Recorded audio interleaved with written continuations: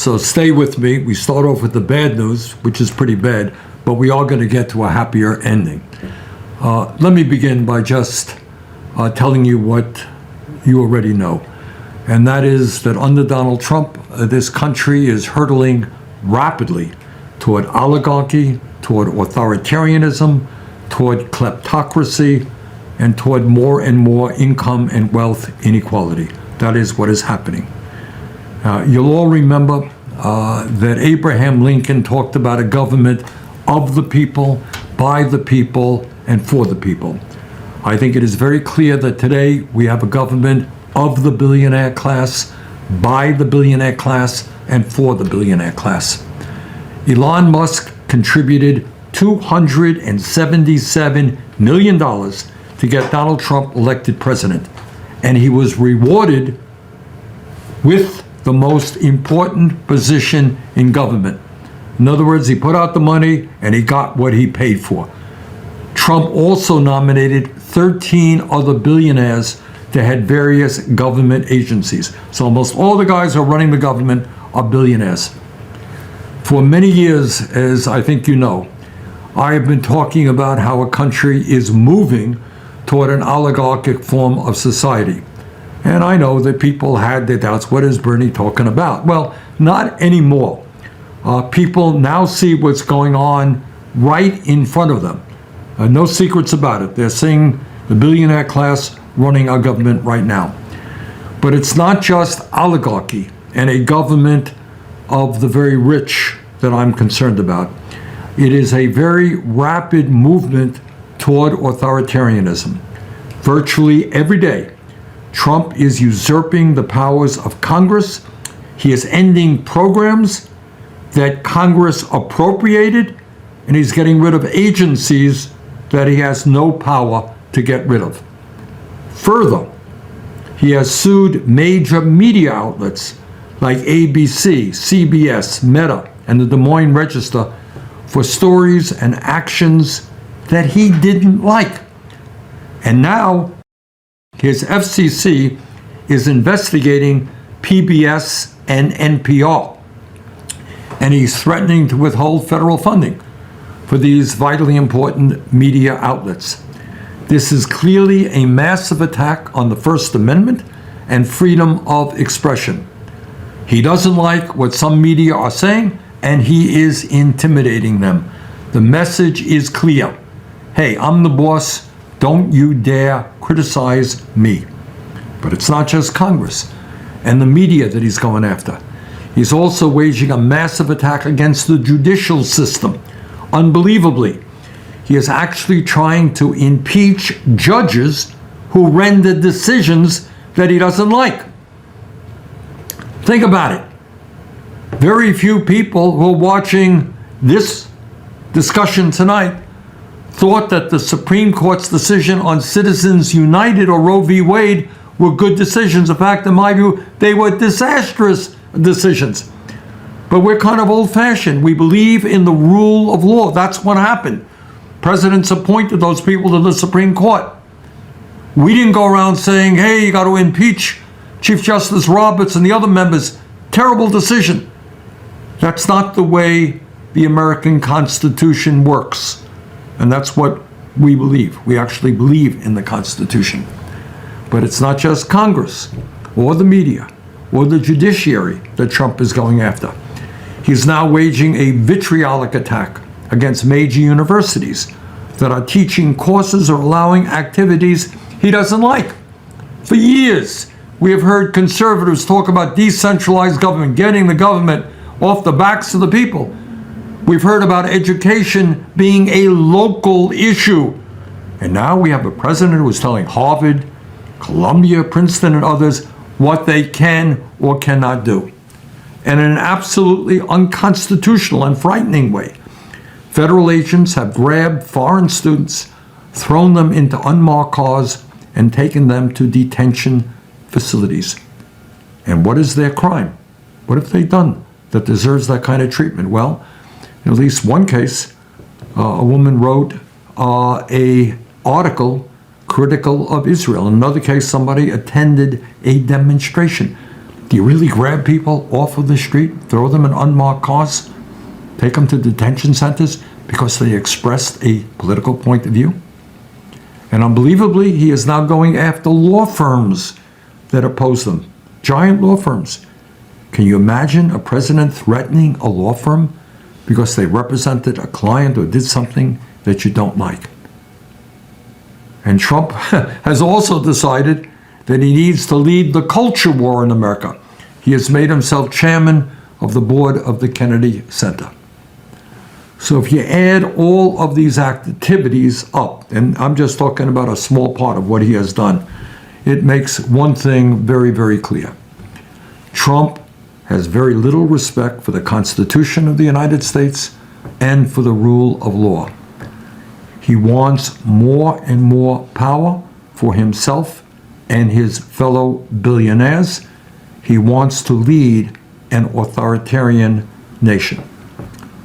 And to make a bad situation even worse, Trump and Musk are rapidly trying to dismember and destroy federal agencies that serve working families and the poor.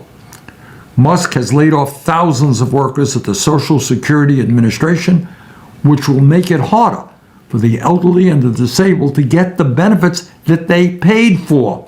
It's a massive attack against Social Security.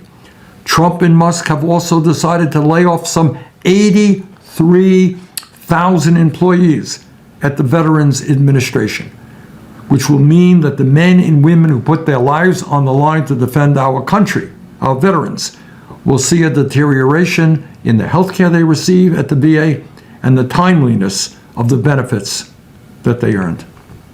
And then on top of all of that, Trump and his Republican colleagues are now working on a huge reconciliation bill, which will make massive cuts to Medicaid, education, nutrition, etc.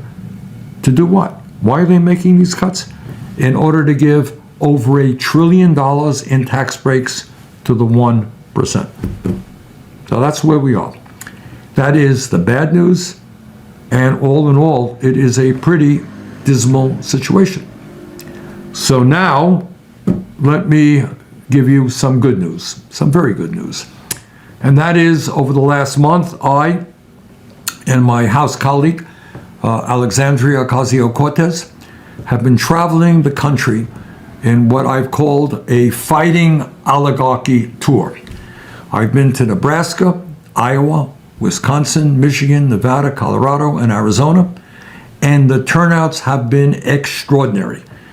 In Denver, we had more than 34,000 people turn out, the largest rally I have ever been a part of. And what I have learned from all of these rallies and meeting thousands and thousands of people is that the people of our country are sick and tired of Trumpism. They are tired of oligarchy. They are tired of authoritarianism, and they are prepared to fight back. And I should tell you, just to mention, I'm going to be in out west next week. In a week and a half or so, we're going to go to California and other western states.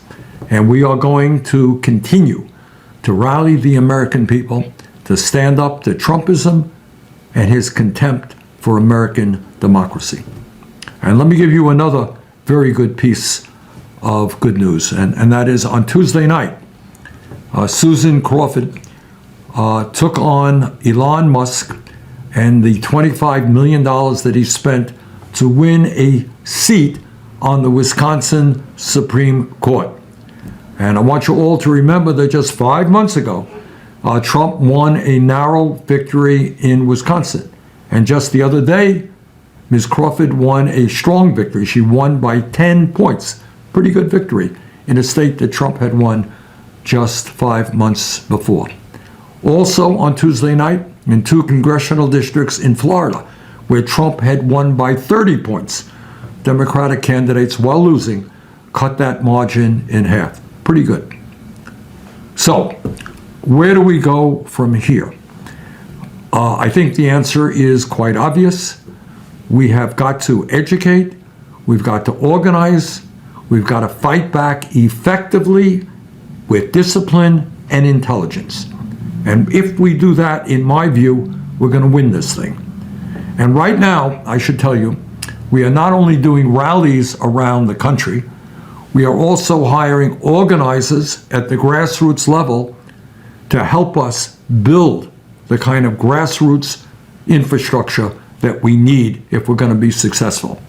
And let me just mention to you that just a few hours ago, I was on the phone with our friends in the 1st District of Iowa. I had been to Iowa City last month, and we got a whole lot of folks coming out. We got names, we got emails, we called them up, and we had tonight, just a few hours ago, over 500 people in the 1st District of Iowa on the telephone. And almost all of them signed up to get to work, to help us organize, to knock on doors, to hold meetings, etc. And we are going to have organizers all over this country, especially in districts where Republican members of Congress won by slim majorities. And we're going to make sure that all of the people in those districts that were won by Republicans with small margins, they know loudly and clearly, they're going to hear from their constituents, that they must not vote to give huge tax breaks to billionaires by cutting Medicaid and other programs that working families desperately need. So yes, let me be very honest with you. The oligarchs are enormously powerful. No ifs, buts, and maybes. They have endless amounts of money. They control our economy. They own much of the media, and they have enormous influence over our political system. But from the bottom of my heart, I am convinced that if we are smart and if we're well organized, they can be defeated. If we stand together and not let them divide us up by the color of our skin or where we were born or our religion or our sexual orientation, if we bring our people together around an agenda that works for the many and not just the few, there is nothing in the world that can stop us. We can win. We will win. So let us go forward together.